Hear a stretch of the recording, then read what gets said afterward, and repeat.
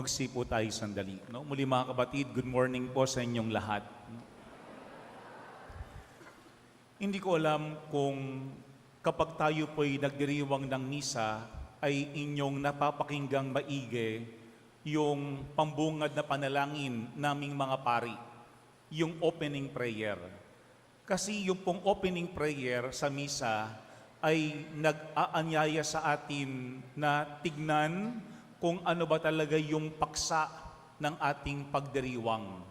Kaya po kanina sa ating opening prayer, merong dalawang bagay ang sinabi doon. Una, ang sabi, iniutos mong pakinggan namin ang minamahal mong anak na lubos mong kinalulugdan. Yan po yung una. Iniutos mong pakinggan namin ang minamahal mong anak na iyong kinalulugdan.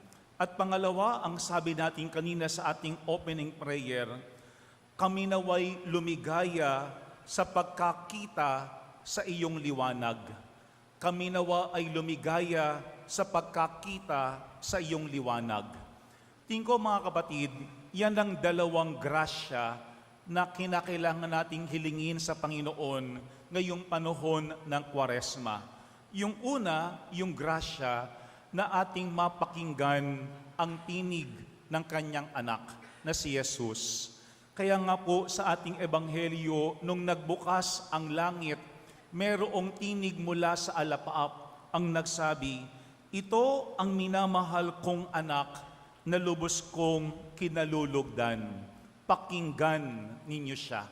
Napakaliwanag po ng paanyaya ng tinig mula sa langit. Yung ating pakinggan ang tinig ni Jesus na siyang lubos na minamahal na anak ng Ama. Siguro yan po yung unang paalaala sa atin.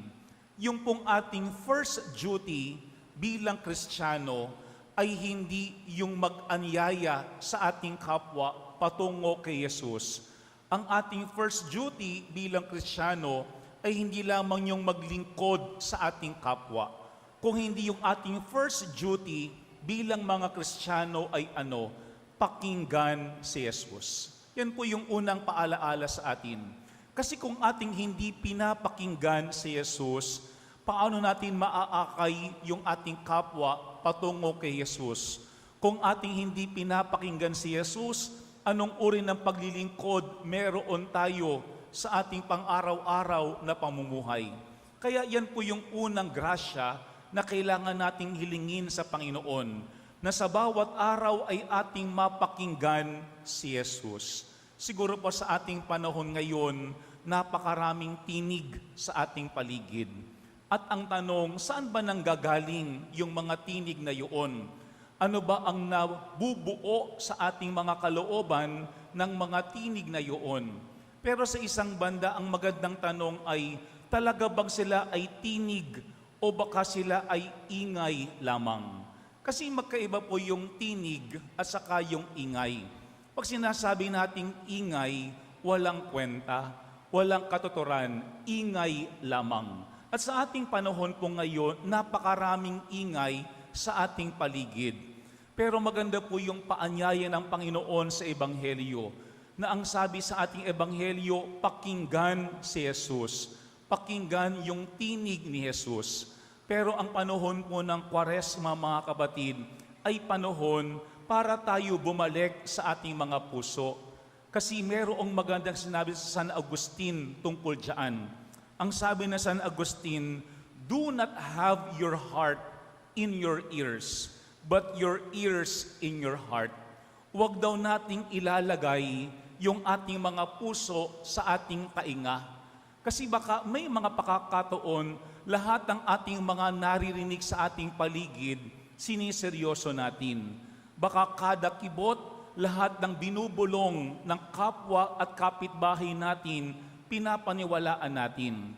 Kasi kapag atin daw nilalagay yung ating puso sa ating tainga, pwedeng tayo ay panghinaan ng loob. Pwedeng tayo ay mawalan ng gana. Pwedeng ang lahat ng mga ingay na yaan ay pwedeng magpawala sa atin ng pananampalataya. Pero ano ang sabi ni San Agustin? Ilagay natin yung ating mga tainga sa ating mga puso. Sapagkat sa ating mga puso, diyan tayo kinakausap mismo ng Panginoon. Alam po nyo, yan din ang sinabi ni Saint Benedict. Ang sabi ni Saint Benedict, listen with the ear of your heart. Listen with the ear of your heart. Kasi baka ang Panginoon kinakausap tayo sa ating mga puso, pero wala tayo doon. Pero napakaraming ingay meron yung ating mga kalooban. Alam po nyo, nung Pasko, si Father Robbie, binigyan ako ng regalo, no? Earpods, no? Kung saan merong noise cancelling. Kapag gabi, pagtapos na akong magbasa at gumawa ng homilya, at ako'y matutulog na at naka-alarm na po yung aking cellphone para kinabukasan, ilalagay ko na yung aking earpod sa aking tainga. At kapag inon ko yun, tahimik na ang lahat. Wala na po akong naririnig. Pero kaninang umaga, nakapag-isip-isip po ako.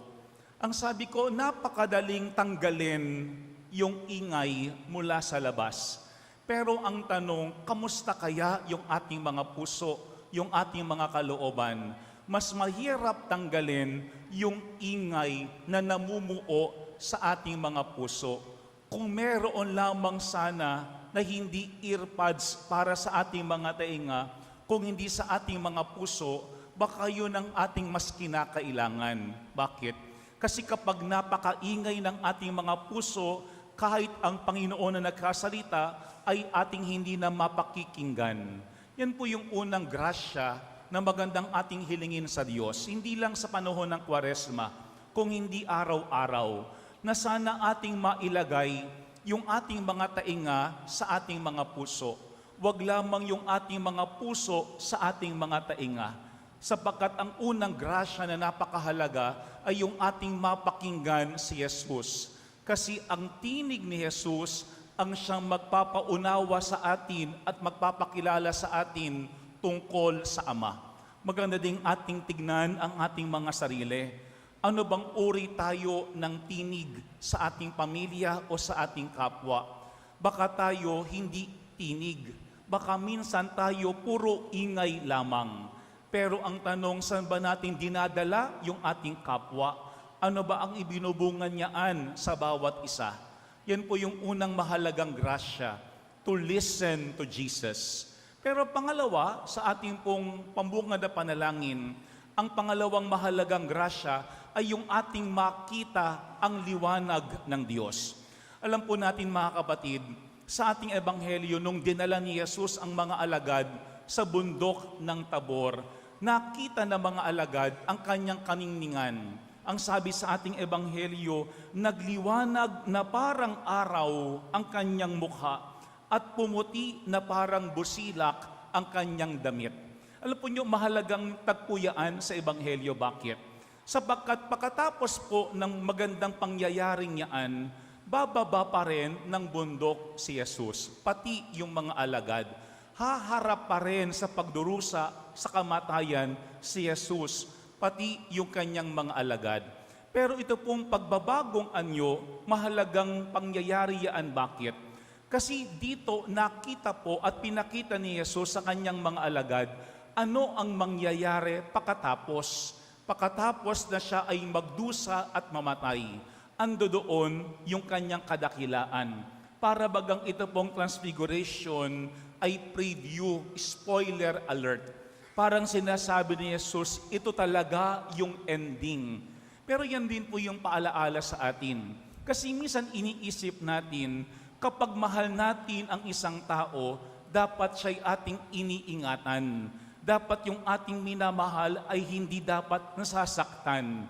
Pero mga kapatid, tandaan po natin, mahal ng Diyos si Jesus, pero nagdusa at namatay. Mahal ni Jesus ang kanyang mga alagad, pero ang mga alagad ay nagdusa at namatay. Kaya nga, ang isang mukha ng pag-ibig ay yung pag-iingat sa ating mga minamahal sa buhay. Pero isang mukha lamang yaan ng pag-ibig. Kasi ating hindi pwedeng ingatan lagi yung ating pamilya at yung ating mga mahal sa buhay. Kahit ayaw mo yaang magdusa, magdudusa at magdudusa yaan. Kahit ayaw mo yang magkasakit, darating pa rin ang panahon, magkakasakit yan.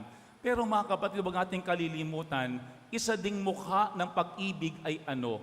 Yung sila ay maihanda. Yan po yung ginawa ni Jesus sa ating ebanghelyo sa ngayon. Hindi niya tinanggal yung pagdurusa at kamatayan sa kanyang mga alagad. Simula pa nga lamang nung kanyang inanyayahan yung mga alagad na ito, sinabi niya na ang katotohanan. Kailangan nilang pasanin ang kanilang krus, mamatay sa kanilang mga sarili para sila'y makasunod kay Jesus.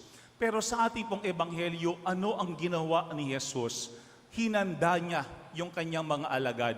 Pinatibay niya yung kanilang mga puso at yung kanilang mga kalooban para kapag kanilang nakita yung pagdurusa at kamatayan ni Jesus sa krus, kanila ding maalaala yung kanyang pagbabagong anyo para alam nila na hindi sa kamatayan nagtatapos ang buhay ni Kristo. Yan po yung pangalawang grasyang mahalaga na ating makita ang liwanag ng Diyos. Kasi kapag meron tayong problema, meron tayong karamdaman, meron tayong dusa, minsan ang ating tanong, nasaan ang Panginoon? Talaga bang mahal ako ng Diyos? Bakit ito pinaparanas niya mismo sa akin? Pero mga kapatid, ang isang tanda ng pagmamahal ay ano? Hindi lang basta pag-iingat, kung hindi paghahanda. Yung naihanda mo, yung iyong minamahal, na kanilang harapin, anumang pagsubok, anumang paghihirap, meron na darating sa kanilang buhay. Alam po niyo, maganda po itong ating ebanghelyo, sapagkat ang sabi dito, nilapitan sila ni Jesus at hinipo. Tumindig kayo, ang sabi niya, huwag kayong matakot. At nang tumingin sila, wala na silang nakita kung hindi si Jesus. Maganda po yung detalyeng yun. Wala silang nakita kung hindi si Jesus. Mga kapatid, yan po yung ating hilingin sa Diyos. Nawa araw-araw, wala tayong ibang marinig kung hindi si Jesus. Kasi maraming tinig at ingay sa ating paligid. Baka tayo nga mismo dumadagdag sa mga ingay na iyon, kaya hindi marinig at makita ng ating kapwa mismo si Jesus. Pero ang pangalawang mahalaga, yung ating makita din ang liwanag ng Panginoon, kahit merong kalbaryo at pagdurusa sa ating buhay, sapagkat yan mismo ang hangganan ng lahat, yung ating makita ang liwanag ng Diyos kahit sa panahon na tayo ay dumaraan sa mga problema at hirap sa buhay. Mga kapatid, ating pong pansinin, 3 alagad ang sinama ni Jesus nung siya ay nagbagong anyo. Hindi lamang isa, 3. Bakit? Kasi kapag isa, pwede yung isang yun makalimot. Pwede yung isang yun mawala. Pero sila ay 3. Ibig sabihin, pwede silang magtulungan. Ibig sabihin, pwede silang magpaalaala sa bawat isa. Ibig sabihin, kapag 3, pwedeng ang bawat isa ay tumulong para kanilang muling marinig at makita ang tinig at liwanag ni Jesus. Mga kapatid, yan ang ating hilingin sa Diyos. Nawa bilang pamilya, bilang pamayanan, sana tayo mismo nagtutulungan. Nagtutulungan para ating mas marinig si Jesus. At tayo sana'y nagtutulungan para sa panahon ng pagdurusa, ating paring makita ang liwanag ni Jesus. Sa ating ebanghelyo, ang sabi dito, wala na silang ibang nakita kung hindi si Jesus. Kung ating hindi nakikita si Jesus, hindi tayo alagad. Kung ating hindi naririnig si Jesus, hindi tayo alagad. Kung hindi si Jesus ang ating pinaglilingkuran, hindi tayo alagad. Amen.